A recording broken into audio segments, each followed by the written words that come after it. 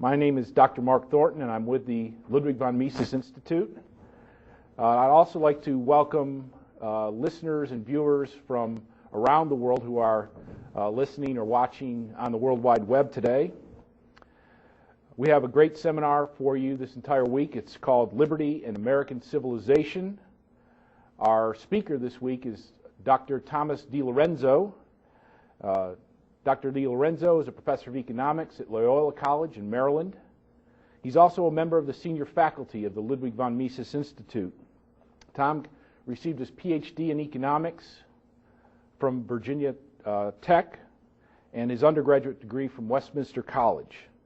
He is the author of many articles, both academic and popular, and he is the author of more than a dozen books, including, very important for this seminar, is going to be The Real Lincoln, and also How Capitalism Saved America, the Untold History of Our Country from the Pilgrims to the Present.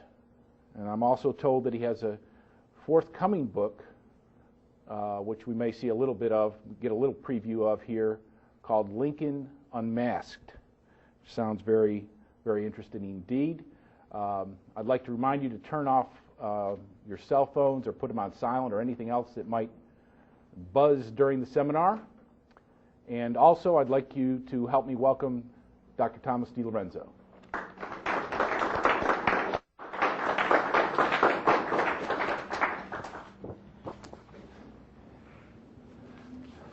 Well, thanks everybody for coming.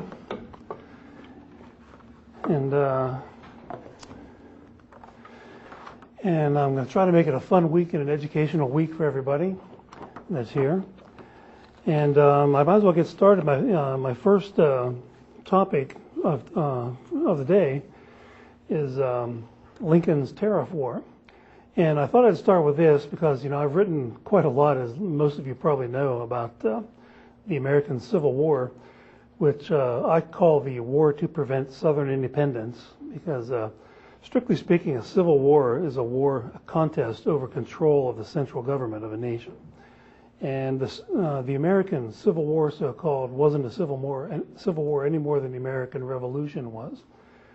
George Washington did not want to rule England, and the Southerners who seceded from the United States did not want to rule Washington, D.C.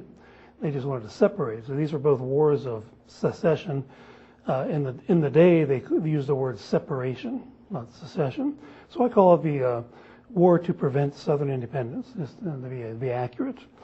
And I've written, as you know, I've written quite a bit about it, and generated quite a bit of controversy.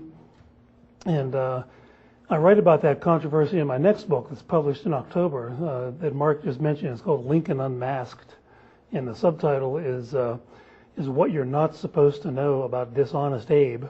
And there's a whole section called The Politics of the Lincoln Cult. And one of the things I've learned over the past several years in writing and speaking in this whole area is that in this whole area of literature is very different than what I was used to in economics. In economics, when we go to conferences and present papers and engage in research, we go there, we do these things to take criticism that we can use to improve the quality of our writing. And some of it we take, some of it we don't take, some of it we ignore. But that's the whole purpose of the whole academic enterprise, is to throw your ideas out there and get critical review if you can, and then benefit from that. One of the things I discovered is that the history profession, at least the part that's involved in Lincoln and the war to prevent Southern independence, is not interested in that. And they don't use the scientific method in any sense of the word, as most economists do. Even Austrian school economists consider economics to be a scientific enterprise. But they sort of have a church. They have a church, or an official belief is the Church of Lincoln. And whenever there are criticisms, they react personally. And the biggest and the most violent reaction I get when I write about this is whenever I mention the possibility that American politicians in the mid-19th century, at least politicians such as Lincoln, may have possibly been motivated, at least in part, by the pursuit of money and power. If you bring that up, the Lincoln cult goes nuts. they're outraged that a politician would be interested in the accumulation of power and wealth and money.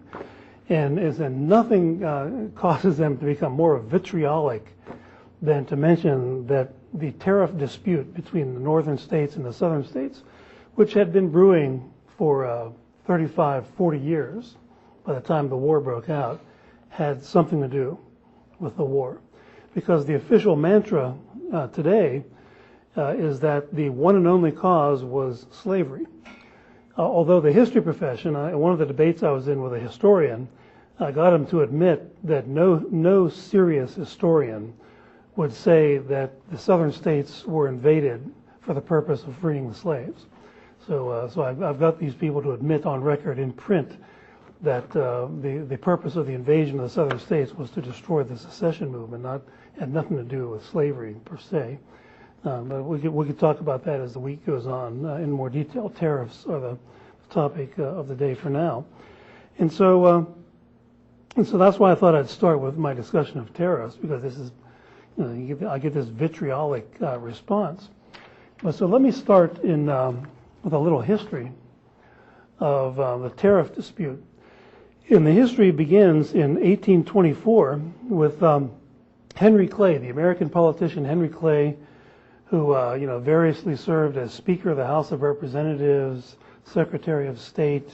He was probably the most powerful and influential member of the House of Representatives for several decades, the famous Henry Clay. And he, by the way, was Lincoln's idol, Lincoln's political idol. And in Lincoln's speeches, he always said that in his mind, his mentor, it wasn't literally his mentor, but as a philosophical mentor was Henry Clay. He called him the beau ideal of a statesman, and Lincoln did. Well, anyway, Henry Clay was always a protectionist. And in 1824, he sponsored a tariff bill that about doubled the average tariff rates. And that immediately caused a great deal of alarm, mostly in the South. And why the South? Why were they so alarmed at this? Well, they believed that the Constitution was a compact that included a prohibition against discriminatory taxation by region, by population, and so forth.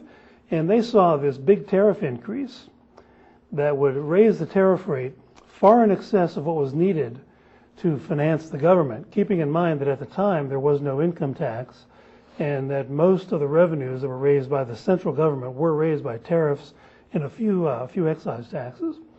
They thought this went way beyond that, and it was a protectionist tariff. It was aimed at protecting mostly northern industry from competition in England, France, elsewhere in Europe primarily. And they were right, because the South was an agricultural society. Even by 1860, the South was exporting as much as 3/4 of what it grew. 3/4 of the whole Southern economy, as much as 3/4, was being sold in Europe. And it was sort of similar in the 1820s. And so what they saw is all these high tariffs on farm tools, woolen blankets. There was a 200% tariff on woolen blankets, shoes, all the things that they bought, which they did not manufacture, were getting more expensive. And the same was true of people in the North. They had to pay more for all these things too. But the South saw it as all cost and no benefit. They were just getting ripped off. They were just paying more for these things. And nobody in the South, save maybe a few farmers who grew hemp, if hemp might have been on the list of protected items with the tariffs, but that was pretty trivial. Virtually no one was benefiting in any way from this. And so they saw it purely as legal plunder, legalized plunder.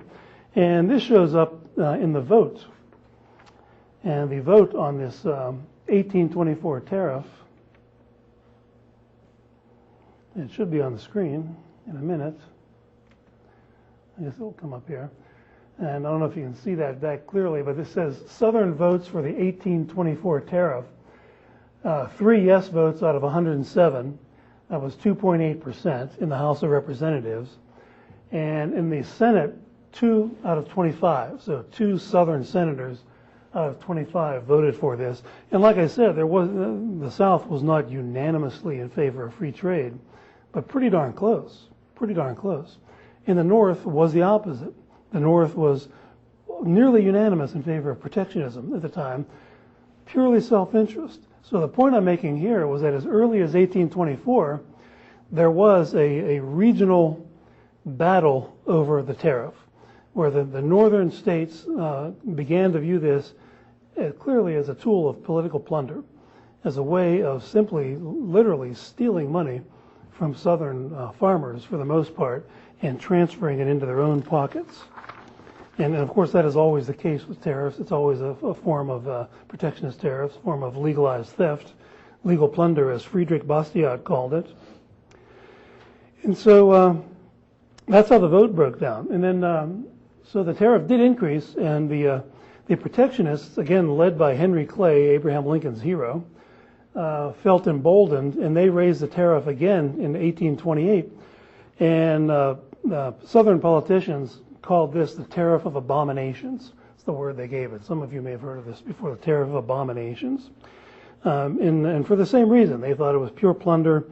And the state of South Carolina denounced it, as they called it usurpation, a system of robbery and plunder, which made one section tributary to another so that corrupt politicians could buy up partisans and retain power.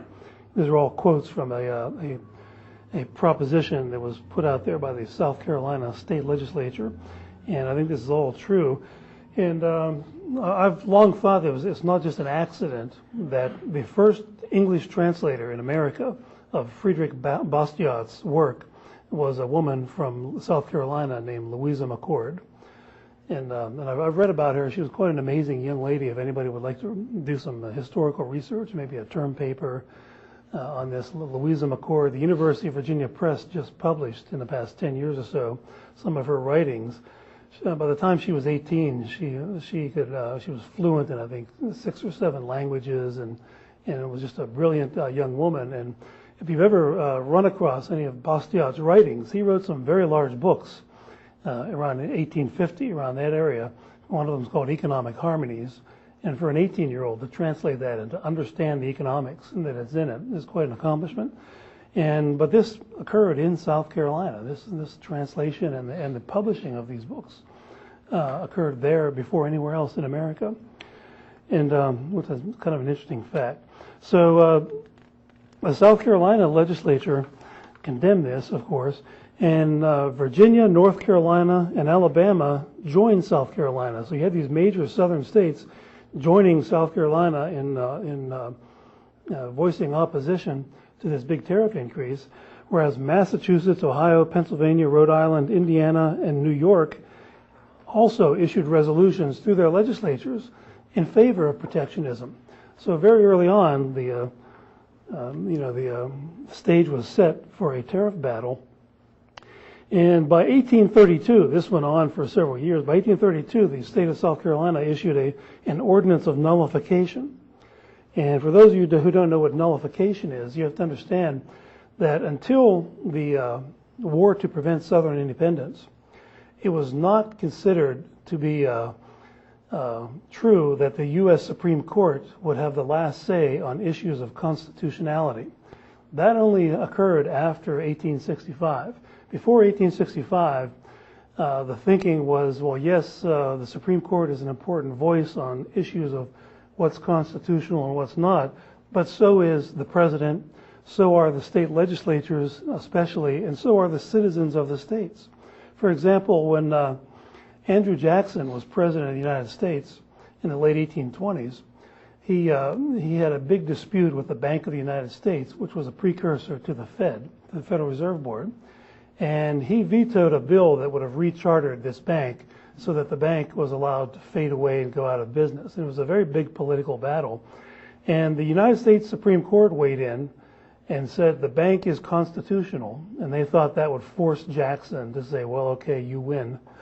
But Jackson responded by, and I'm going to quote him precisely tomorrow, I believe it is. He responded by saying to the Supreme Court, "Thanks for your opinion, but my opinion is different." And that's the way things were. That's essentially what he said. And that's the way it was prior to 1865.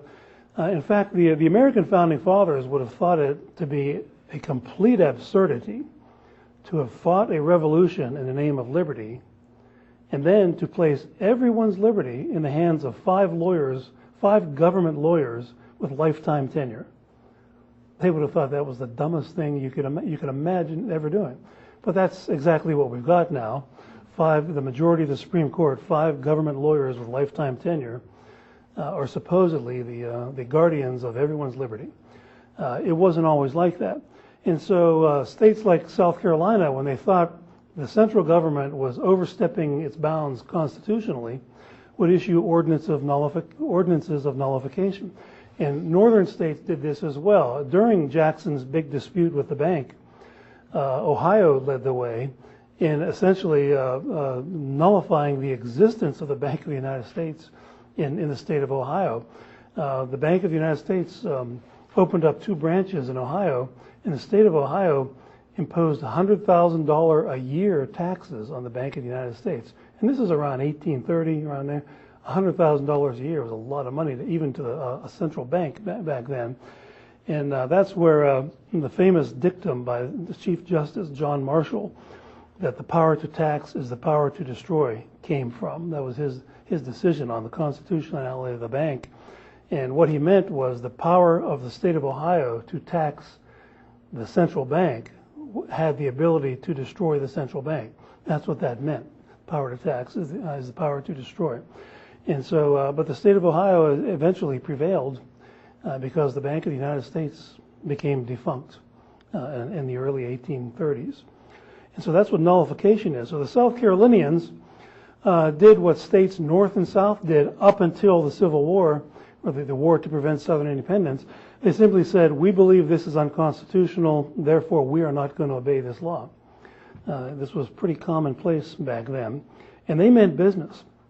This nullification law, authorized importers to recover any goods that had been impounded by tariff collectors. Sheriffs were instructed to seize the personal property of the tariff collectors and award it to the importers until the seized goods were returned.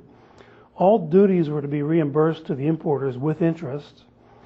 And the tariff collectors themselves were subject to fines and imprisonment for any attempt to resist the nullification law, so that if a tax collector showed up in South Carolina, he would be thrown in jail. And no jail in the state could be used to imprison anyone for failure to pay the tax, to pay the tariff tax. And then finally, the South Carolina legislature, this was in 1832, allocated $200,000 to the governor for the purchase of buying firearms with which to keep the tax collectors away, if need be. It didn't come to that, but so they were dead serious. They were not going to collect this tax, and they didn't. Andrew Jackson eventually backed down, and they reached a compromise lower tariff. And the compromise lower tariff became lower and lower until 1857. By 1857, the average tariff rate in the United States was about 15%, 1.5. So from 1832 to 1857, it was a period of freer and freer trade because the tariff became lower and lower over time. There were some ups and downs, but and Frank Taussig, wrote a book, Tariff History of the United States, that ends around 1915 or so. It's an old classic. It's available for free on the Mises.org, by the way, under the books section. Said that 1857 was was the lowest average tariff rate in the 19th century for the United States. So it was sort of the high watermark for free trade in the United States as far as that goes. And I think to understand why the South was so agitated for decades about this, keep in mind the American Revolution that was fought over the cry of taxation without representation. The taxes the British imposed on the Americans were pretty minor, certainly by modern standards. You're talking 3%, something like that. Fought a revolution over this sort of taxation, and here you go. The U.S. government imposing a 50% tax, close to 50% on imports. which was paid primarily by the Southerners who did not manufacture much of anything. And so, that puts it in a little perspective as to why they were so upset about this. But you also have to understand a little bit about the economics of agriculture. And since the southern states exported the majority of what they produced, they were in a situation of where, one, they were paying more for all these manufactured goods, from clothing to farm tools and everything else. And then, two, they found out that if you put a tax on imports, which is what a tariff is, our trading partners become poorer because they earn fewer dollars. They sell less of their goods to us here in this country. And that means they have less money that they can use to buy American exports. And the Southerners fully understood this, because every time the tariff rate was increased, they saw their bank accounts diminish. Because why? Because they had fewer orders from Europe. They had fewer customers in Europe buying their cotton, tobacco, rice, and all the agricultural products. So they didn't have to study economics to know this. They knew it from experience. But it just so happens that this is a very fundamental aspect of international economics, that a tax on imports is ultimately a tax on exports as well, for the reason I just gave. It causes our trading partners to become poorer. Therefore, they will buy fewer exports coming out of the United States. So the U.S. Constitution outlaws taxes on exports, but a tax on imports is effectively a tax on exports, even though it's unconstitutional to have an explicit tax on exports. And this always harms farmers the most. And to give you an example, textbooks in economics typically make an effort to express the status quo in the profession. That's what textbooks are supposed to do. And there's one that's a widely used international trade textbook by Wilson Brown and Jan Hogendorn. It says this: with regard to a tariff, the only group that is powerless to pass the cost of protectionist tariffs on further are the exporters, who have to sell at world prices and swallow these costs. So what they're saying is, well, yes, they had all these higher costs imposed on them by the tariffs, the southern farmers did, and then they sold this stuff in Europe, but competition was so intense in Europe that they couldn't pass on any of these costs by raising their own prices. Whereas in the northern states, there was more latitude to do that. There's more latitude to try to raise your prices if you're a merchant, to pass on some of these higher costs of living. And this has been known for a long time. To give you an idea of how the leaders of the Southern nullification movement knew this or understood this, John C. Calhoun, who was the former Vice President of the United States, Secretary of War for a time, Senator from South Carolina, he wrote a letter to a man in New York called Micah Sterling, a political associate, in 1828, explaining this. 1828 was the year the Tariff of Abominations was put into place. He said, a protectionist tariff gives to one section, the North, the power of recharging, passing on the cost, the duty, while to the other, the South, it is a pure unmitigated burden, end quote. They can't pass it on. So he understood that. And he said further, the South was engaged in cultivating the great staples of the country for a foreign market, in a market where we can receive no protection, and where we cannot receive 1 cent more to indemnify us for the heavy duties we have to pay as consumers. And then Calhoun, who was familiar with Bastiat, in fact, he corresponded with the British free trade advocates, that was known as the Manchester School, or Richard Bright and Cobden. Some of you have read about. Calhoun had been corresponding with them. And in some of his writings on trade, he sounds very much like Bastiat or Richard Cobden in his rhetoric. And he gave a speech on protectionism, and he said, protection against what? He said, well, protection against low prices. That's what we're being protected against low prices. And of course, that is absolutely true. And so that's why Southerners were so agitated. They saw this as a triple tax on them with no benefit at all, and all the benefit was going to basically northern manufacturers. And it wasn't just the antebellum South. If you study economic history, farmers everywhere have complained about tariffs. There's a great little book called The Income Tax, Root of All Evil by Frank Chodoroff, probably 50 years old or so now. And he has a little section on this. He has a discussion of how the income tax came into being. And he's talking about Midwestern farmers in the 1880s, long after the Civil War. He said the plight of these farmers was made worse by the protectionist tariff policy of the government. By the 1880s, the average tariff rate was in the 45% range. It was put there during the so-called Civil War and remained in that range until 1913 when the federal income tax was enacted. He says the best the Midwestern farmers could get for their products was the competitive world price, while the manufacturers they bought from the East were loaded down with duties. The populists clamored for lower tariffs, end quote.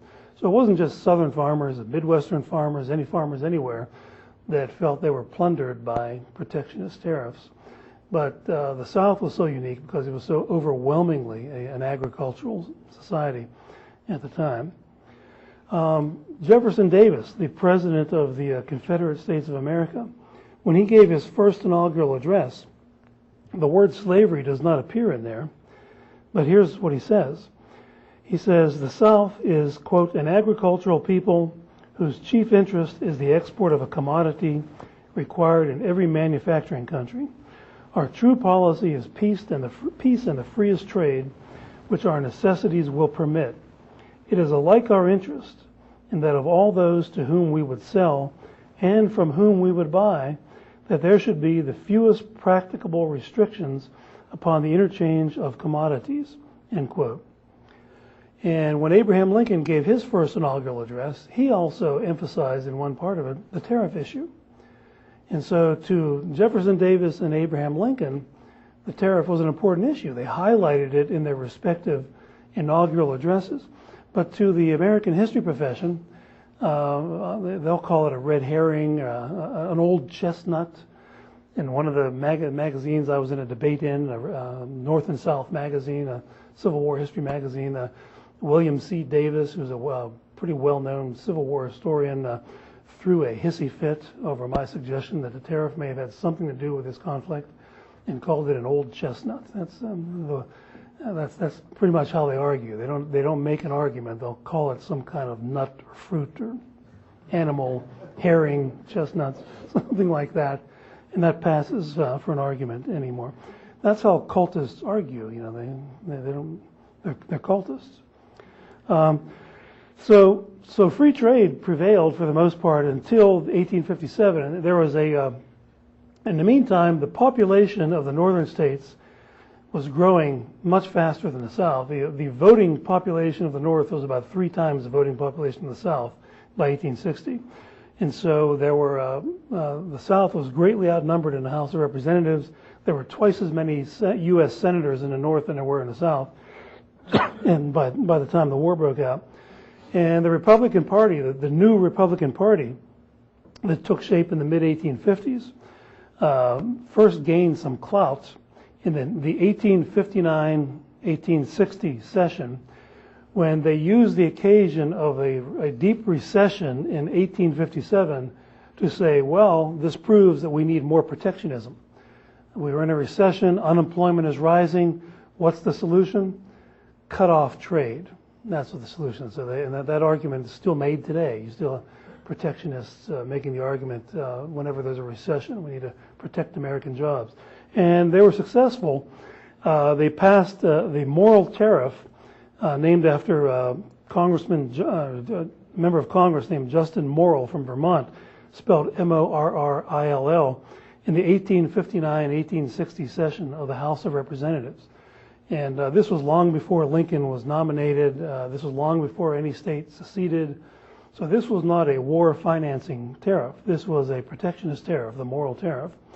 And the vote on the Morrill Tariff broke down like this. This says, Southern votes for the 1859 Morrill Tariff in the House of Representatives, 1 out of 105. And so clearly, this same North-South division existed over free trade versus protectionism, just like it did in 1824. One vote and that was one voter from Tennessee. And like I said, there was probably a hemp growing district, and hemp was included in the Morrill Tariff, and therefore a member of Congress from the hemp growing district voted for the Morrill Tariff. That's how this works. And so, now then comes Lincoln. Since my topic is Lincoln's tariff war, Lincoln comes in, and I argue that Lincoln owed just about everything politically to the protectionists in the northern states. That's how he got the nomination. If it weren't for his record as a lifelong protectionist and the efforts of a lot of people on his behalf from Illinois and elsewhere to pander to the protectionists in Pennsylvania especially, he probably would not have gotten the nomination. And this is all laid out in an article in the American Historical Review in July 1944 by Professor Reinhard Luthin, L-U-T-H-I-N, called Abraham Lincoln and the Tariff. A very well-researched article in the preeminent publication of the history profession at the time, the American history profession at the time.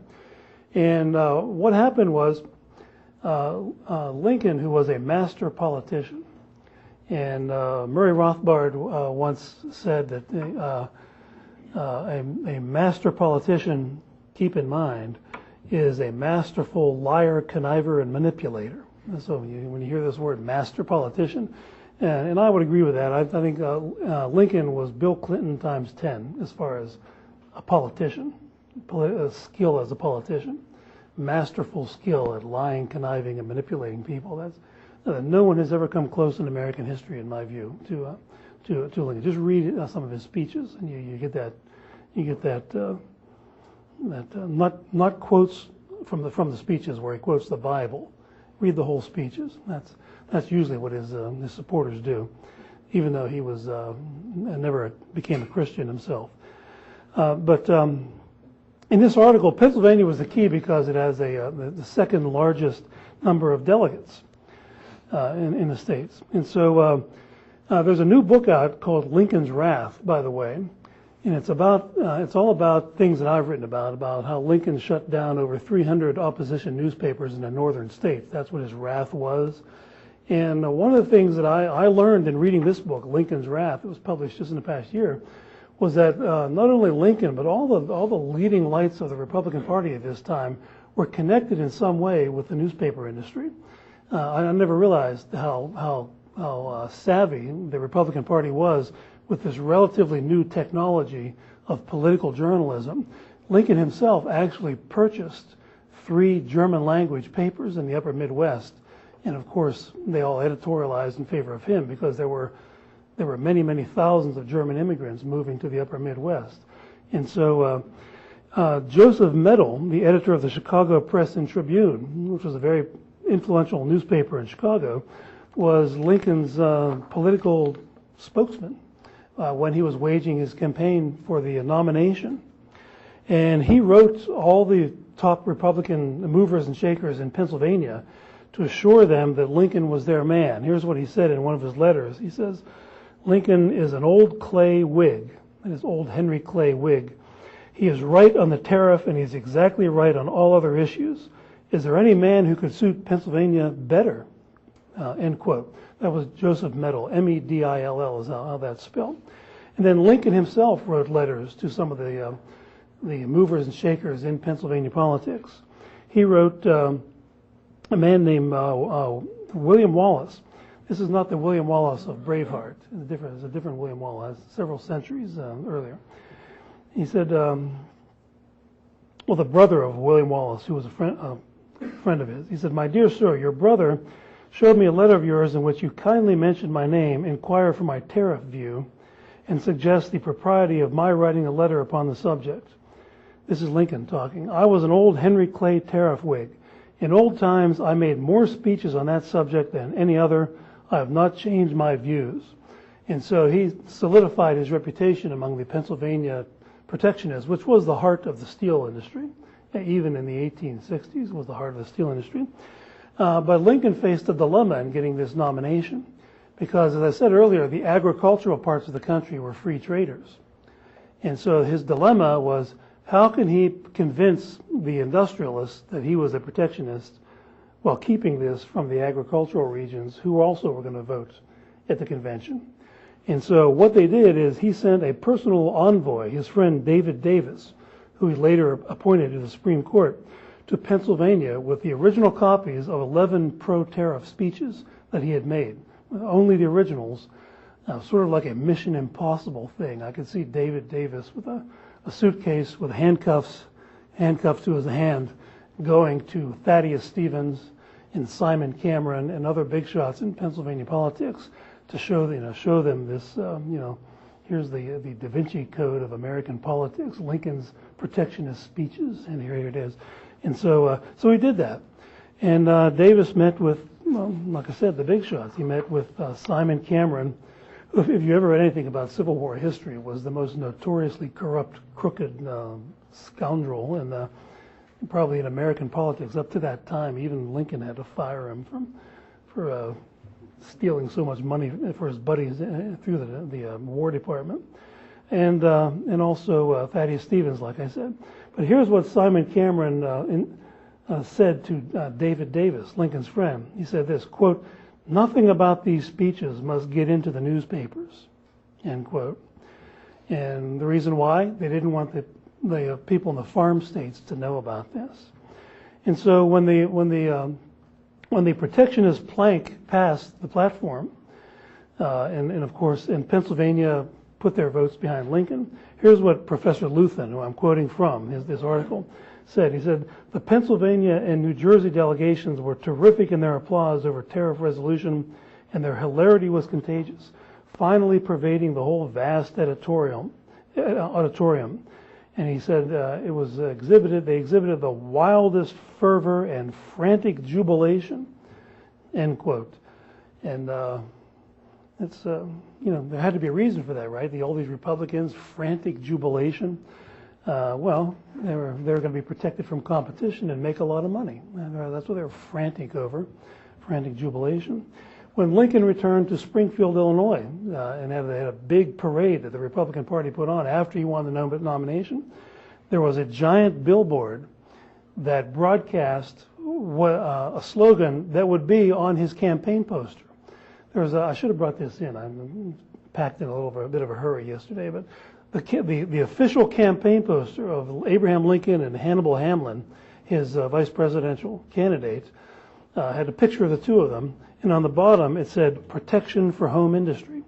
That was the theme, and that's what it said on the big billboard in Springfield, Illinois, when he returned home as the favorite son who won the nomination of the Republican Party. So seems to me that protectionism was a pretty important issue to the Republicans in 1860, in contrast to what William C. Davis and all these others historians say about it. Once Lincoln was nominated, he openly stumped for the Morrill Tariff because it hadn't passed the Senate yet. So he stopped in Pittsburgh, Pennsylvania on February 19th, 1861, and he was inaugurated just 2.5 weeks later. But he told the audience there that no other issue, nothing, was more important to their congressional representatives than raising the tariff. And nothing at all. Okay, then he gets inaugurated. Lincoln is inaugurated.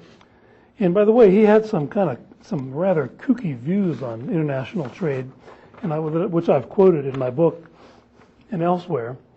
Lincoln, like a lot of the prominent Republicans of the time, took their advice on trade issues from a man named Henry C. Carey, C-A-R-E-Y, who was a publicist for the steel industry. He wrote some books on economics. They were protectionist books. And from Carey, Lincoln got this. He believed that free trade would increase prices. And why is that? The reason he gave was that transportation costs were, in his words, useless labor.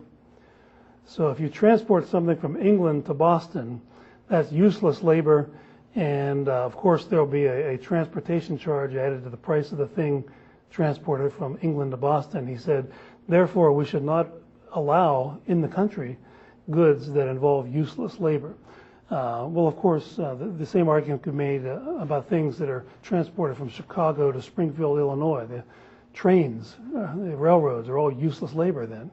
And Lincoln was a big railroad lawyer his entire career. He's a railroad lawyer. So, if you look at it that way, he devoted his life to useless labor. There's a counsel for the general counsel for the Illinois Central. And of course, this is the old socialist argument that has been made for a long, long time, that doesn't understand that in the process of competition, there are all sorts of things like advertising, transportation costs that businesses incur to compete. But the end result of the competition is always lower prices and better quality products. That's what the end result of the process of competition will be. You block the competition, you're going to get higher prices. So he had it all backwards. In fact, Lincoln was on record in his speeches, I mentioned these 11 tariff speeches, as saying his position was anything that could be grown or manufactured in the United States should have zero competition from abroad. He gave the example of coffee. He said if we can't grow coffee here because of the climate, well then we will allow the importation of coffee. But we can grow cotton, therefore no cotton grown in Egypt should ever be sold in the United States or anywhere else. So, and you can make the same thing for shoes. If we can make shoes here, nobody from Canada should be allowed to sell shoes. So he was an extreme protectionist. He was actually in favor of almost an extreme form of autarky, of economic self-sufficiency with regard to his views on trade. So he was a real extremist on trade there. So he gets inaugurated, and I mentioned that Jefferson Davis prominently mentioned the tariff issue in his first inaugural address, and so does Lincoln. In fact, keep in mind what I said about the tariff of abominations. South Carolina threatened secession. They gave the governor $200,000 to buy guns in case the Jackson administration tried to enforce this new big new tariff. And the federal government backed down. They reached a compromise. 30 years later, almost 30 years later, Lincoln is now president. He literally threatens a military invasion of any state that tries to do what South Carolina did 28 years earlier. Just read Lincoln's first inaugural address. It's on the internet everywhere. And how does he do that? Well, he says this. Well, first of all, he's 100% accommodating as far as slavery. He says over and over in the address that he has no intention of disturbing slavery, and even if I did, he said it would be unconstitutional to do so. Another thing he says in his first inaugural address is he gives his support for a constitutional amendment that had just passed the House of Representatives and the Senate that would have prohibited the federal government from ever interfering in Southern slavery. And in Lincoln's words, he said he would want to make that irrevocable. He would want to make Southern slavery and its legality irrevocable. That word irrevocable is in his first inaugural address. Now, one of the things, this is one of the things you never learn in history class, but it's a true fact. And it's also a true fact, and I was shocked. I read Doris Kearns Goodwin's horrible 960-page book on Lincoln several months ago, but I was shocked that she actually discusses this whole thing, and because the theme of this book is, man, he was a darn clever politician, and to someone like Doris Kearns Goodwin, that's the highest praise. To someone like me, it's the highest damnation, but to her, it's the highest praise. And so she was bragging about what a clever manipulator Lincoln was by saying this. Not only did he support this constitutional amendment to prohibit the federal government from ever interfering in Southern slavery in his first inaugural address, but the amendment was his work. It was his doing. He's the one who got the Congress to write up this amendment. He instructed William Seward, who would become his Secretary of State, to get this amendment through what was called the Committee of 13 in the Senate, the 13 most prestigious, powerful members of the Senate, and he did. He got that through, and he also got through a federal law that would have nullified the nullification of the Federal Fugitive Slave Act that the northern states, some of the northern states, were engaged in. The Fugitive Slave Act was a federal law that compelled northern states to run down runaway slaves and return them to their owners.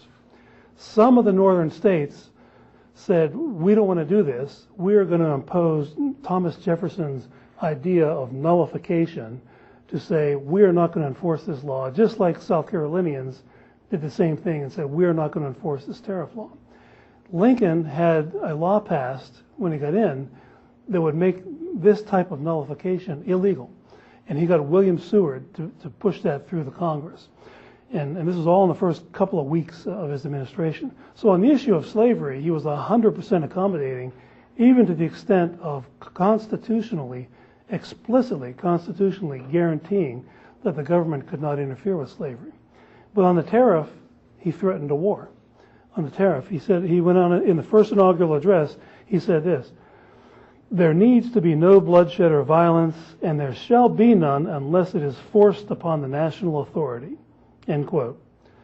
Now, what was he talking about? What would cause bloodshed and violence, and what could cause the national authority to engage in bloodshed and violence and all this? Well, failure to collect the tariff. That's what he said, failure to collect the tariff. And he says this: after making the obligatory statement that it is my duty to possess the property and places belonging to the government, he said this. He said it was his duty, quote, to collect the duties and imposts, tariffs. But beyond what may be necessary for these objects, there will be no invasion, no using force against or among the people anywhere. So he talked in Clintonese. He was a skilled trial lawyer after all. But listen to that. It's my duty to collect the duties and imposts, but beyond what may be necessary for these objects, there will be no invasion, no using force against or among the people anywhere. So he's saying, collect the tariff that we have just doubled. The Morrill Tariff doubled the average tariff rate. We, the Republican Party, have just doubled the tariff rate. So keep in mind also what I said about Southerners and how they opposed the tariff and why they did. This was the main form of taxation. In 1860, 90% of all federal tax revenues came from the tariff. So the federal government was financed almost entirely by the tariff. There were a few excise taxes also at the time, so a little bit of land sales, federal land sales, but the tariff was about 90% of all federal revenue. And Southerners felt they were paying the lion's share. They were being ripped off, plundered by this tariff, and it's doubled. You know, most of you in the audience are students, but if you've ever worked and had a job and got a W-2 form and filled out a W-2 and paid income tax, imagine your tax being doubled. How you would like that. And so this is what they were saying. We're going to double your tax, and any failure to collect this tax, like the South Carolinians did 28 years ago, there will be an invasion. He said there will not be an invasion as long as you pay the tax. So the way I see it is he is saying pay up or die. That's the way I'm putting it. It's right there in the first inaugural address. You just read it. If you understand the context, you understand what was going on. And then 2 weeks after Fort Sumter, when Lincoln put together a blockade of the southern ports, a naval blockade of the southern ports, one of his first acts of war, he gave one reason. He made a speech announcing there was going to be a naval blockade of the southern ports, and he gave one reason for the blockade. Who would like to guess what the one reason was for the naval blockade of the southern ports, in light of what I've been going on and on about? Tariff collection. Yeah, that's what he said. He said, once again, it's my obligation to enforce this constitutional provision of equal taxation, and if the southern states secede, they are not paying equal taxes. In fact, so that's an absurdity on several counts, because the southern states had seceded. They were a separate country, so they didn't need to pay taxes to a foreign government. And second of all, the reason they seceded was they thought the tariff. One of the reasons they had been complaining about for 30 years was they thought this protectionist tariff was unconstitutional. And it wasn't equal taxation based on population as it required, as the Constitution required. And so those are basically the main reasons why I believe the tariff was an important cause of the war. Why I call this Lincoln's Tariff War And this is my story of how a tariff war turned into a shooting war over money.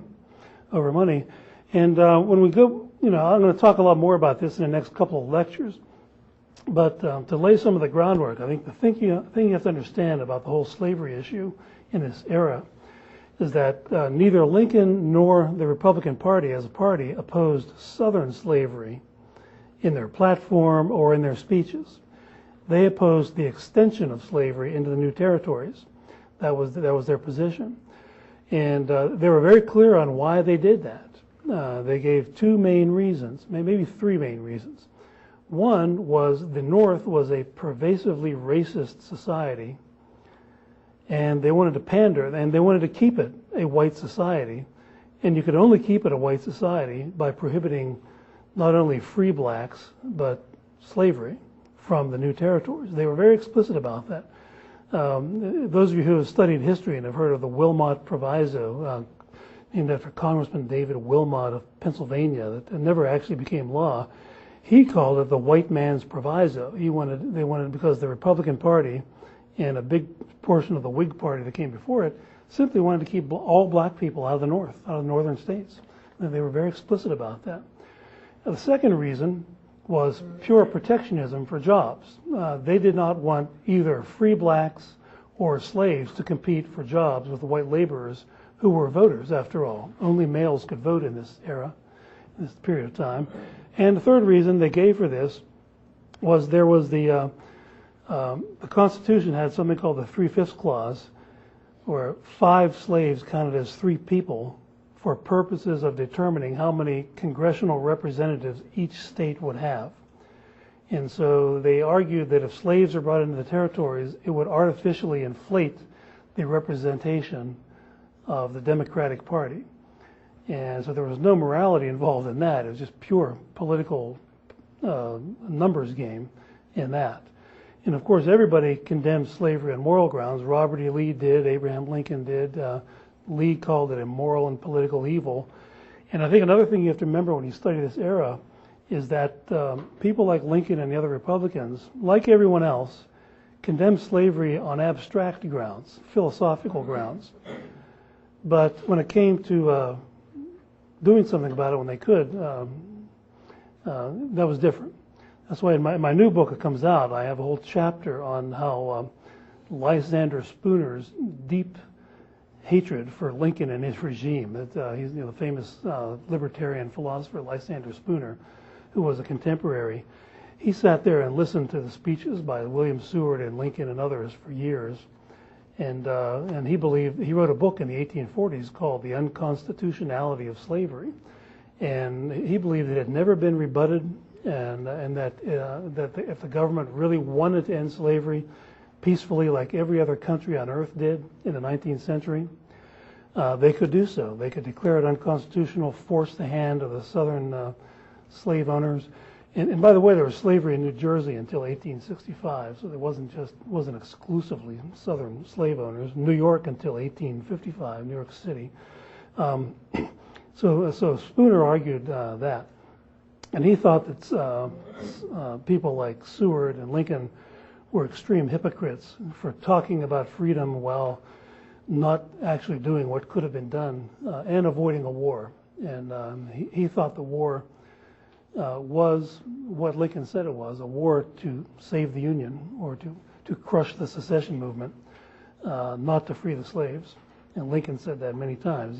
He said, whatever I do about slavery, it's only to save the Union. It's not a famous letter he wrote to Horace Greeley, the newspaper editor, in 1863, I believe it was, he said, whatever I do about slavery, I'm paraphrasing, I do to save the Union. He said, if I could save the Union by freeing some slaves and leaving others in bondage, I would do that. If I could leave them all in bondage, I would do that too.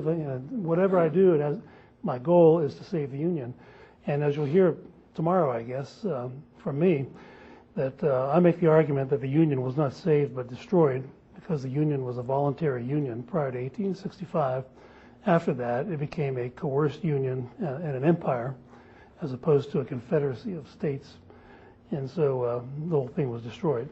But that's my story about the tariff issue, and why I think this is very important. And if you read past generations of historians, they didn't argue this way. This idea that slavery was the sole cause of the war, I think, is relatively new, beginning in the mid-1960s. If you were a college student in the 1960s, and you took a course on the Civil War, you probably would have read a book by Kenneth Stamp, who was a former president of the American Historical Association, called The Causes of the Civil War, causes plural. And so this was typically taught, that there were, just like any war in human history, there are multiple causes. These are very complex events.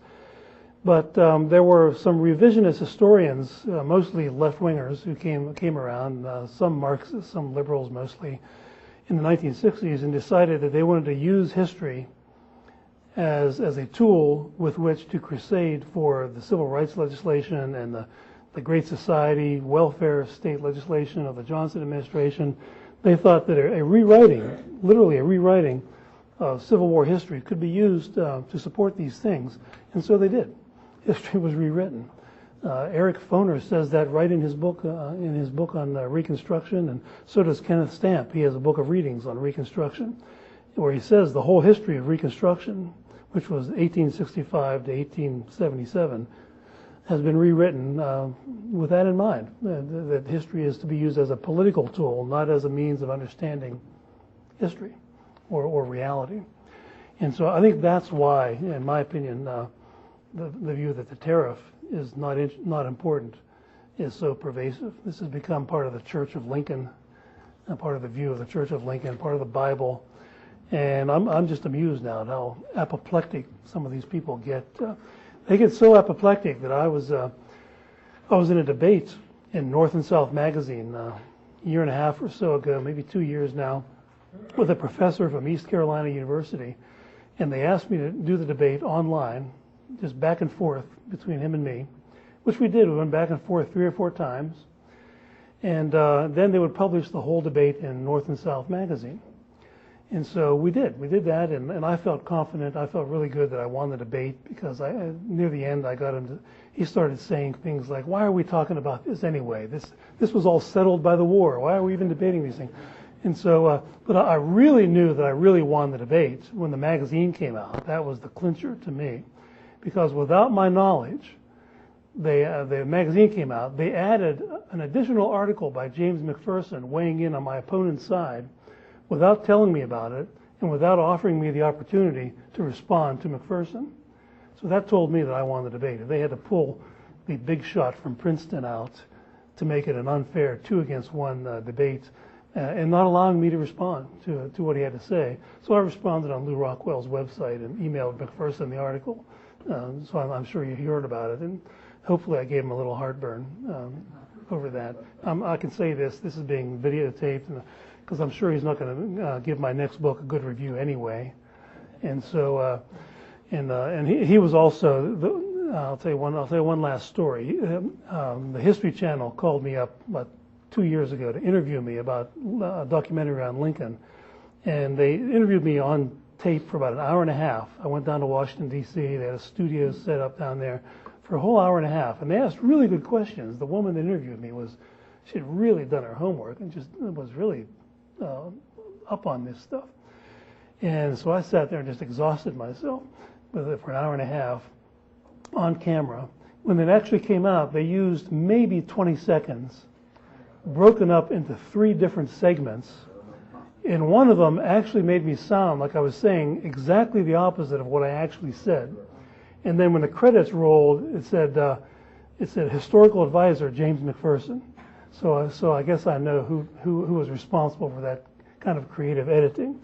And so that's like the second or third time I fell for that. They'll say, oh, we're going to do it different. We're going to do it something different than just a sop to Father Abraham or something like that. They were telling me we want to make this interesting for a change, but they didn't. This was probably the worst Lincoln documentary ever made, because it was part of a series on American presidents, and all the presidents leading up to Lincoln they made look pretty bad. Zachary Taylor, when they got to Zachary Taylor, the only thing they said was, Jefferson Davis was once his son-in-law. And so you're supposed to conclude to that, well, he must have devil horns growing out of his head. But the purpose of making all the previous presidents look bad was to make Lincoln look even bigger. And it's kind of like even after that, they did a different documentary last fall on Lincoln's mental illness. There's a book out on Lincoln's mental illness. He suffered from depression and other maladies. He took drugs that had heavy doses of mercury in them that I think created other problems. He believed that he contacted syphilis in the 1830s from a prostitute. He said that, and of course that could lead to problems too. And so there's a whole book out, and the History Channel did a documentary on Lincoln's mental illness. And the way this sort of thing is spun is just amazing. They mention all these facts, like he talked suicide his whole adult life. As a young man, he quit carrying a knife with him for fear he would stab himself. Even in the White House, he was always talking about suicide. This is well known. So they admit all these things, but the spin is that, well, he's even greater than we thought. He achieved all that he achieved despite the fact he was mentally ill. But my interpretation is, oh my God, a crazy man is elected president of the United States and plunges his country into the bloodiest war in human history. That's sort of the first thing that came to my mind, not how great he is despite his mental illness. But that's the kind of spin, which is why I think there's a great deal that can be done with people who write about this period of history from an economic perspective, because the history profession, even though they comment on economic issues, they're basically very poorly uninformed. They're not trained in economics. And I recommend to you, all of you, Mark Thornton and Bob Eklund's book, Tariffs, Blockades, and Inflation, which is an excellent book on the economics of the American Civil War. Although I wish they would have called it the economics of the war to prevent Southern independence, but they couldn't get it by a mainstream publisher to do that. So for those of you who are students, so if you're looking for dissertation topics or undergraduate paper topics, this is a very fruitful area. Most economic historians who have written on this era have beaten to death the economics of slavery. There's a gigantic literature that's been going on for 30 years on this, but there's a lot more that can be done. That's interesting enough, I suppose, but there's a lot more that can be done. And that's all I wanted to say for now. I don't want to talk any longer, but I guess we have time for Q&A, comments. If anyone would like to make a comment, questions. The veteran. Was there anybody in the North that was against the tariffs as far as the representative? Oh yeah, it wasn't entirely unanimous. There were northern free traders, especially in and around New York City. The mayor of New York City was a man named Fernando Wood, who wanted New York City to secede from the state of New York and the United States. And his brother was the editor of a newspaper that was pro-free trade, and it was one of the 300 newspapers that was put out of business by the Lincoln administration. So that, when you say the North, the Midwest, where there were a lot of farmers, that was a very free trade area. And I think it's not just a coincidence that a great deal of the opposition to the Lincoln administration in the North came from the Midwest. And there's a book. There's a historian named Frank Clement, K-L-E-M-E-N-T, who's the historian of the Copperheads. The Republican Party labeled northern opponents to them as snakes in the grass. Copperhead is a snake, a rattlesnake. And so he writes very prominently about the Midwest, the upper Midwest Copperheads, who were being strangled economically by this high tariff policy. And continued to be strangled economically for decades after the war. And in fact, one of the unintended consequences or side effects or second order effects of the Republican tariff policy, and like I said, this kept in place until 1913, an average tariff rate of 45%, was that these farmers became advocates of an income tax because they thought the income tax would take the heat off raising tariffs to raise money for the federal government. And so you had these onerous protectionist tariffs that really plundered American farmers from all regions, whether it was the Midwest or the South, And that led them to be in favor of an income tax because they were promised, if you vote for an income tax, we will reduce the tariff rate, which disproportionately burdens you. And so what happened was, that happened. They reduced the tariff rate. Right at the same time, the federal income tax came in 1913. But then by 9 years later, they raised the tariff rate right back up again. I forget I don't want to quote the exact rate. I don't have it written down here. But so we ended up, within a decade, we ended up with an income tax and higher tariff rates anyway. So it was a big bait and switch that went on. But there were free traders. There was a lot of commerce between North and South, especially in and out of New York City. And I think this is probably one of the reasons why Lincoln really cracked down on New York City in terms of shutting down newspapers and having secret police. And he actually had a gulag. It was called Fort Lafayette in New York Harbor, where over 10,000 northern political dissenters were put in prison for merely opposing the Lincoln administration. This included about 20 members of the Maryland legislature. Where I live downtown in Baltimore, right on the waterfront. There's a Civil War museum, a stone's throw from where I live, and it's at the spot where probably the first bloodshed of the war took place, where the first trainload of troops from Massachusetts were making their way to Washington, D.C., and the citizens of Baltimore stoned them. As they were getting off of one train to go to another, they stoned them, shot some of them. The soldiers shot back, and so there was a big riot right there. And today it's a Civil War museum, but if you walk in the front door, I was just in there about 2 weeks ago, the first thing you see is photographs of all the Baltimore and state of Maryland newspaper editors and state legislators who opposed the Lincoln administration and who were thrown in prison, either at Fort McHenry or at Fort Lafayette in New York Harbor. And this included the grandson of Francis Scott Key, who was a newspaper editor and had been editorializing against Lincoln's arrest without due process and of political dissenters, since he illegally suspended habeas corpus in order to do that.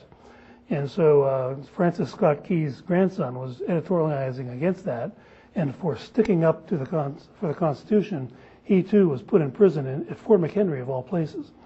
Not too far from where his grandfather wrote the Star Spangled Banner anthem.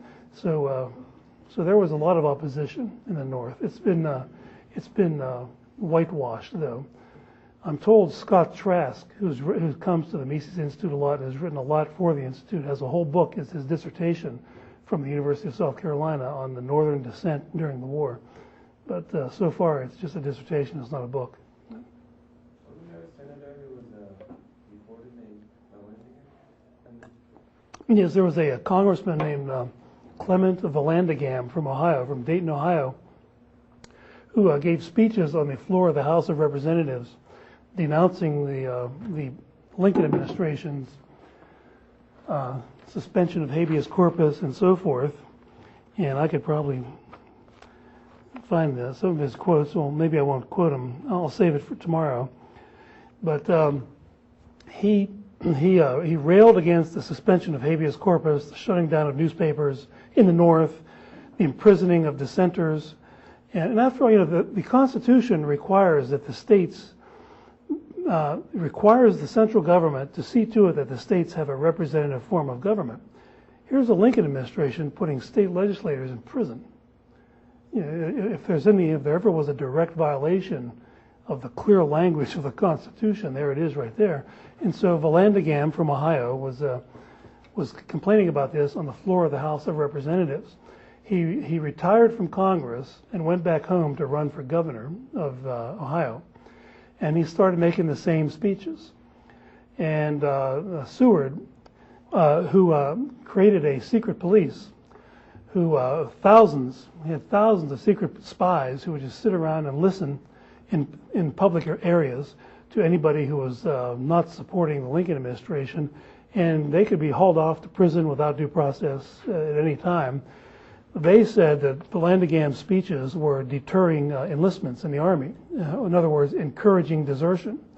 And so therefore, in April of 1863, 67 armed federal soldiers broke down the door to Congressman Vallandigham's home in Dayton, Ohio, and dragged him off to prison without due process, without a lawyer or anything like that. And they wanted to make the argument that all dissenters in the North were spies and traitors. And so they ceremoniously handed him over to a Confederate commander in Tennessee. And the Confederates pretty much said, what do we want with this guy? Who is he? And Vallandigham starts explaining to them that he was favoring the peaceful reuniting of the two sections. They didn't want to be reunited. And so Vallandigham went to Canada and ended up being in exile in Canada. And he won the Democratic nomination for governor, even though he was in exile in Canada. He lost the election, of course. But the Democratic Party of Ohio still nominated him as their gubernatorial candidate. And then the Lincoln administration was still not finished with him. They started spreading stories. They set up a propaganda arm called the Union League. There was a propaganda arm of the Republican Party. And they started spreading rumors that some of the John Hunt Morgan, the Confederate raider and guerrilla fighter who passed through Ohio at one point, he was taking orders supposedly from Vallandigham. And they also said the reason Robert E. Lee went into Pennsylvania prior to the Battle of Gettysburg was Vallandigham told him that's what he had to do. So they were literally saying Robert E. Lee was taking directions from a former member of Congress from the same state that Ulysses S. Grant and William Tecumseh Sherman are from. That was a story. Then the New York draft riots came. And of course, that was the work of Vallandigham. They portrayed him as the Wizard of Oz up there in Canada, pulling levers and pushing buttons, causing all this catastrophe. And of course, it was Lincoln's conscription law that caused the New York City draft riots. It wasn't, some old man who got kicked out of his home by soldiers. What power would he have? But that's how they operated. And to this day, I've had, when I wrote about this in my book, I had some of the Lincoln cult members repeat this as though it's gospel. They said, well, he tells the story about Vallandigham, but Vallandigham was a spy, and he caused the New York City draft riots. And so that's another weird thing about this period of history. A lot of it that you read is not history. It's taken from the propaganda pamphlets of the Republican Party. Now, those are the original sources that are sometimes used. In fact, there was an article that I've written about in Insight magazine. It's the neocon magazine associated with the Washington Times a couple years ago, and it was trying to make the case that today's congressional opponents to the war in Iraq could be construed as traitors and treated as traitors because, after all, that's what Lincoln did to Vallandigham. And this article in Insight magazine told the Vallandigham story. But the spin was, and the spin always is, if Lincoln did it, it must be okay.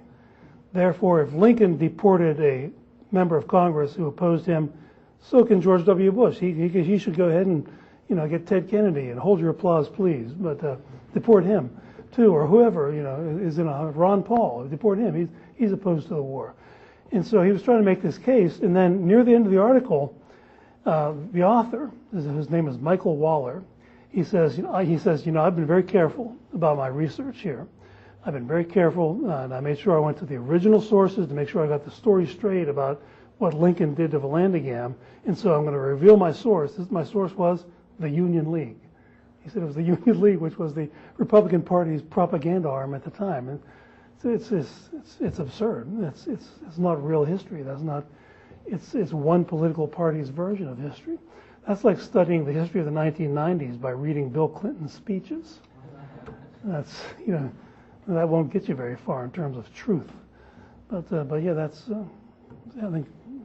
Yes, sir.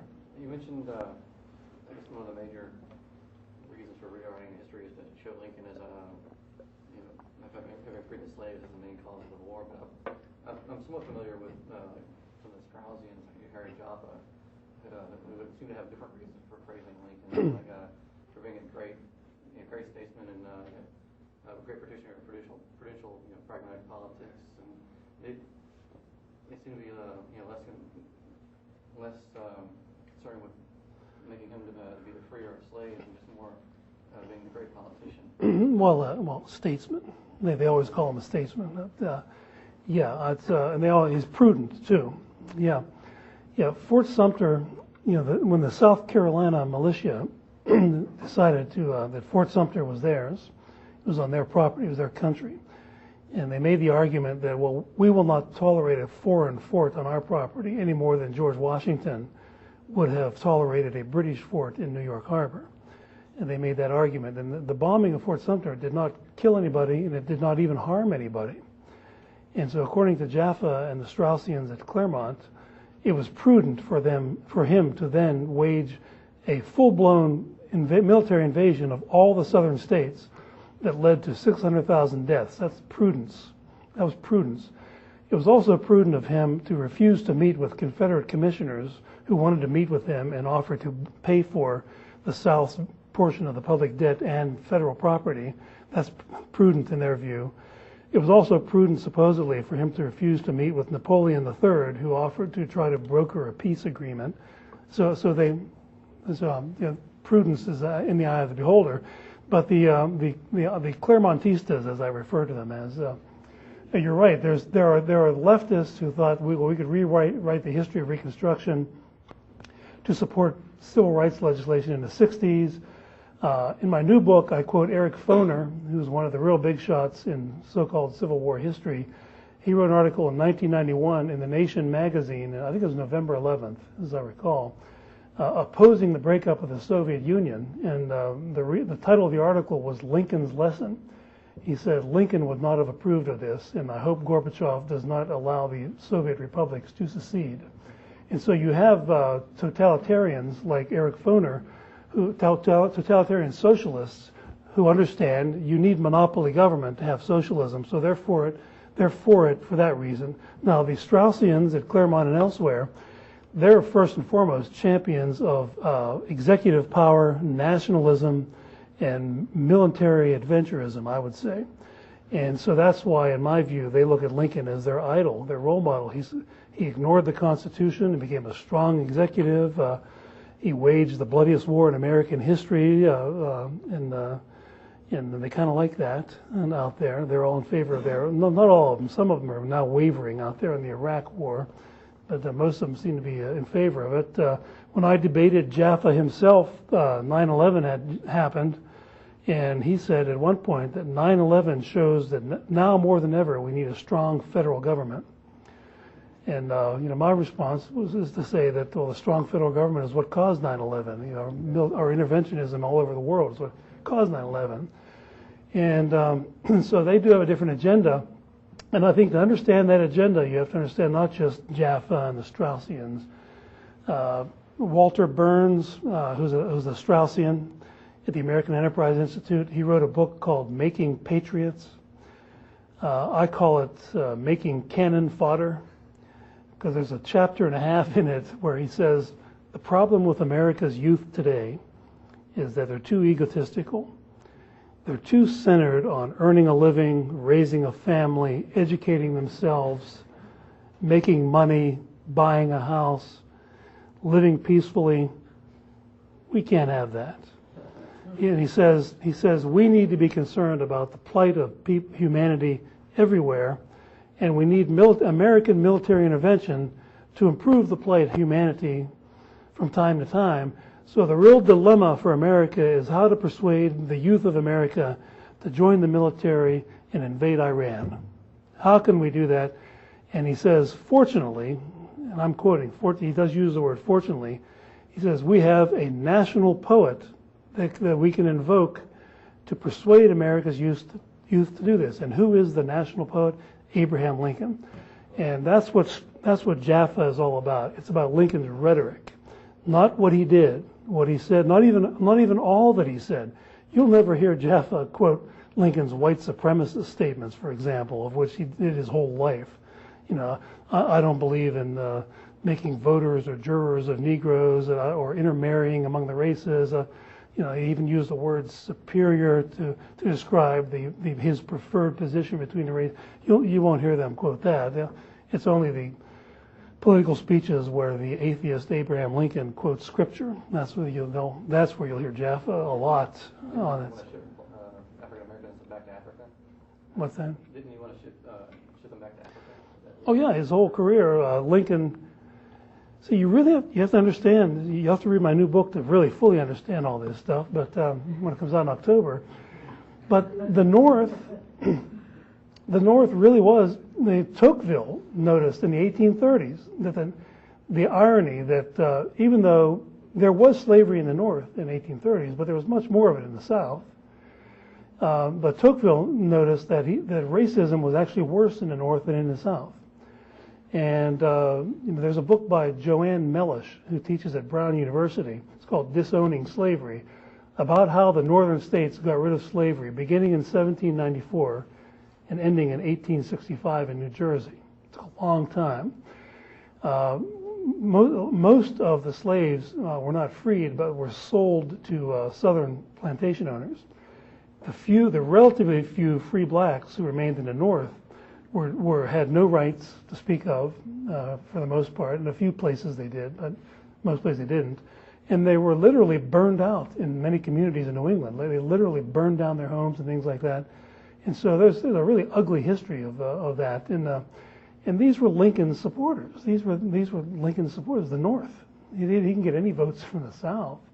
And so his promise to keep slavery out of the territories was partly a promise to keep black people out of the territories. The way I put it in my forthcoming book is that the Free Soil Party of Lincoln was in line with them. They were the big supporters of Lincoln.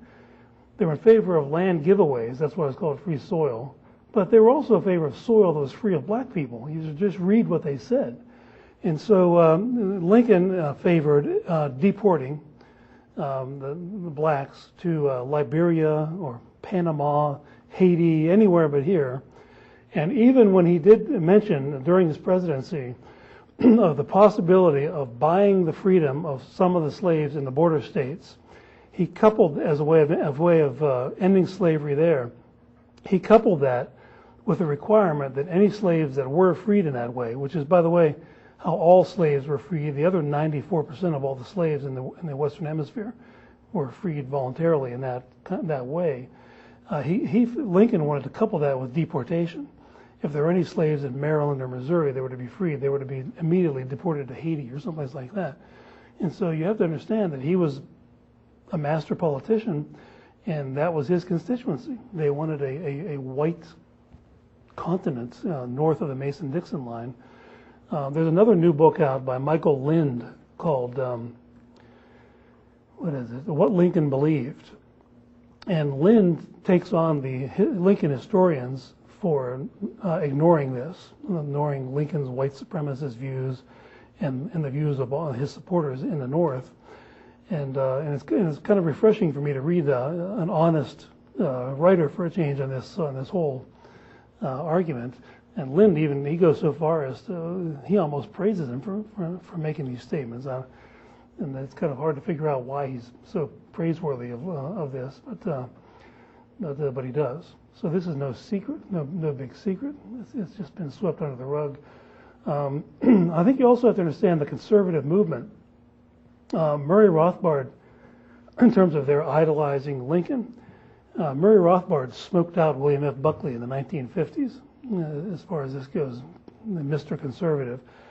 And National Review magazine in 1965, there was an article by Frank Meyer, who was the editor of National Review magazine, and it was a review of a book called Freedom Under Lincoln by Dean Sprague, which mentioned this, the suspension of habeas corpus. It lists many of the newspapers that were shut down in the northern states, the imprisonment of dissenters and so forth, and all this stuff.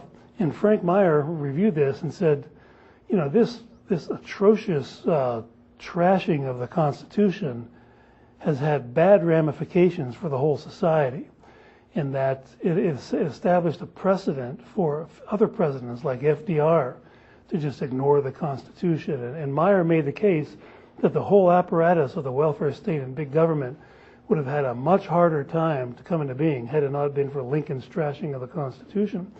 And In future issues, he was rebuked by Harry Jaffa and by William F. Buckley himself, and I don't think there were any more Lincoln criticisms in National Review after that.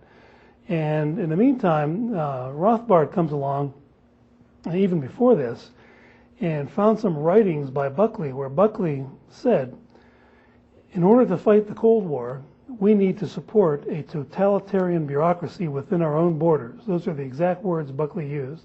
Complete with heavy taxation, a CIA, a big military-industrial complex, and on and on.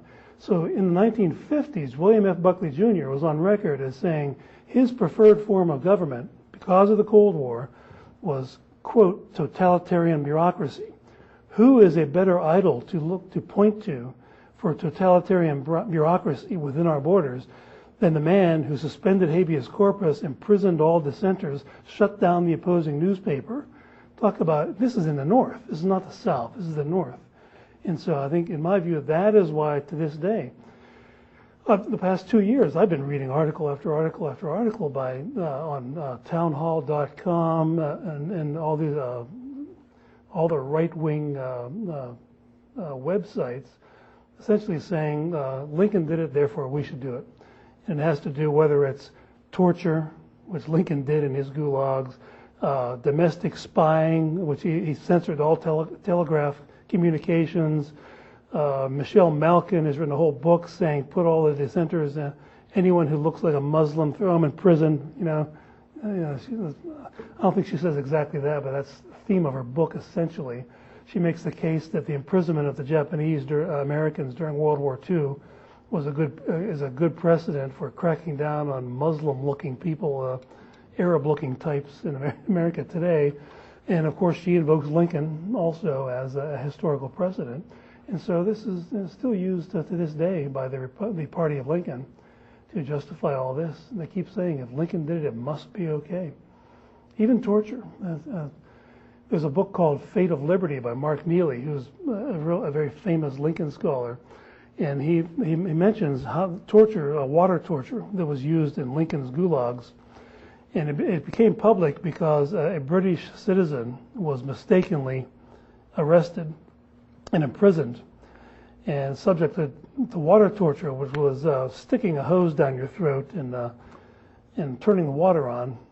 And you either confess to some crime or your intestines explode, water torture. And this became public because the British foreign minister got wind of it and made a big stink. And Mark Neely says that the Lincoln administration still kept doing it. They didn't, even though it became public, they didn't stop engaging in water torture. And these were Northern civilians. These were not Confederate soldiers. These were Northern newspaper editors, ordinary people. In my new book, I quote Lincoln himself in one of his speeches as saying that anyone who remained silent when there was a discussion of the war or his policies was guilty of treason. Remaining silent. So if some people were sitting around talking about the war and you said nothing, then in Lincoln's eyes that was a treasonous offense. And if he believed that, then I would suppose William Seward could also construe that as saying, well, let's get our secret police to run that person down and send him to Fort Lafayette. So that's how it was, and I think that's one of the reasons why some of the neocons are so love Lincoln so much. I think you had your hand up. Yeah, so what was the international reaction to Lincoln's tyranny? Well, did they know about it? Did the British guy publicize this? Yeah, there's a book by a man named Sheldon Van Auken called The Glittering Illusion. And what it was about British opinion of the war during the time. He surveyed the British magazines, newspapers, anything he could find. Because after all, if you read Southern newspapers, they're all one-sided. The Northern newspapers were censored or shut down, so you're not going to get a good sense of public opinion in America during the war. And what Van Auken concluded was the big majority of British opinion makers were against Lincoln. They thought the war was a war of the tariff was a big issue. They said it was a war of consolidation and empire, a war for empire. There were some dissenters. There was a debate in British magazines between Charles Dickens and John Stuart Mill. Charles Dickens was on the side of the South. John Stuart Mill sided with Lincoln. Karl Marx was a Lincoln supporter. He wrote him a letter of congratulations after he was reelected in 1864. So there were, there are all kinds of opinions, but Van Auken makes the case that the big majority of British opinion makers thought that the South had a right to secede and that the war was not to free the slaves. They didn't think it was any more sincere. When Lincoln issued the Emancipation Proclamation, it only applied to rebel territory. That meant it only applied to areas where no slave could be freed. And so European opinion makers looked at this and thought it was rank hypocrisy, because at the time it specifically exempted, in words, all the parishes in Louisiana that were under control of the Union Army at the time. It specifically exempted West Virginia, which where there were slaves, but it was part of the Union. And it exempted New Jersey, where there were slaves, still slaves in New Jersey. And so the Emancipation Proclamation said, we're going to free the slaves where they cannot be freed, but where they are freed, it doesn't apply. Or where they are able to be freed, it doesn't apply. And so in my book, I quote various European opinion makers as saying this is a fraud. This didn't free anybody. And a lot of them thought it was essentially an attempt to incite slave insurrections in the South, not a real emancipation proclamation in a genuine sense. A lot of them voiced that kind of opinion. In every major battle of the war, there were northern slave owners who fought against southern yeoman farmers who never owned slaves, because there were slaves in the border states and in some of the northern states like New Jersey, and their owners who were in the war were allowed to keep their slaves if their state was in the Union. And so, and then of course the big majority of southern soldiers were yeoman farmers and small merchants who were actually harmed by slavery because they had to compete for jobs with slave labor, or if they were small farmers, they didn't have slaves on their small farms. They had to compete with the big plantations. And so they wasn't in their benefit either. And they would have formed a natural political constituency, I think, for the peaceful emancipation, which is what occurred everywhere else on the planet in the 19th century. Now, I guess one more. He had his hand up first. Then Mark Thornton is standing by, I see. Yes, sir. Did the Southerners want to completely abolish the tariffs and fund government in a different form, or did they just want to lower the tariffs down to a revenue generating level? Their constitution allowed for a revenue tariff, as it was called at the time. And the idea was just enough revenue to finance the government, but not enough to seriously deter foreign trade. And during the Confederacy, during the actual government, I think the average tariff rate was about 13% on average, but that means there could have been some things that had a 90% tariff as an average. And that the southern states had a 13% tariff once they seceded? Right, on average. But then, on some items it might have been 75 or 90%, because it's an average. And so that was the Confederate Constitution specifically outlawed protectionist tariffs. It was actually written into their Constitution that you could not have a protectionist tariff that would seriously deter international competition. They eliminated the general welfare clause of the Constitution. They prohibited corporate welfare for everything except dredging of harbors. You couldn't use tax money for anything but dredging of harbors. Whereas, the Republican Party was the party of railroad subsidies. Big time. They just opened the floodgates to corporate welfare. But the Confederate Constitution outlawed that altogether. But of course the war came, and no government is going to abide by this Constitution like this at wartime. Put yourself in Jefferson Davis's shoes in Richmond in 1862. The biggest and best equipped army ever assembled in the history of the world is a couple of miles outside your capital city, hell-bent on destroying the entire place. And so what are you going to do? Are you going to make speeches quoting John Locke and Thomas Jefferson, or commandeer resources to defend yourself? So they commandeered a lot of resources, they nationalized industries, and so they did all these these things that were very bad ideas economically. But that's what governments do in wartime. That's what they do in wartime. And I read Mark Thornton's book with Bob Eklund. They make a compelling case that they were very foolish in engaging in these kinds of interventionist policies, because they would have been better off militarily had they maintained freer trade and not nationalized those industries like they did. Are we out of time, Mark? Oh, no, if you want to talk about Okay. that, Okay. Well, this guy back here has had his hand up for a while. Sorry, and my question's really quick, so that's good news for everybody. But just a clarificatory question on your lecturing. You were saying that Lincoln threatened invasion if a new tax was not paid. Was that tax the Morrill Tariff? Right, that was the Morrill Tariff, which was signed into law 2 days before he took office. And so he takes office, and he gives his first inaugural address.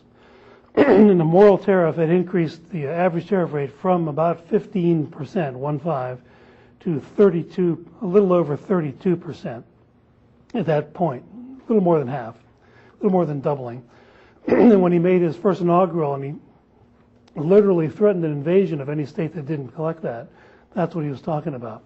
And then right after that, it went up to 42 and then even higher. There were 10 tariff increases during the Lincoln administration, and they stayed in place for the most part for the next 50 years or so.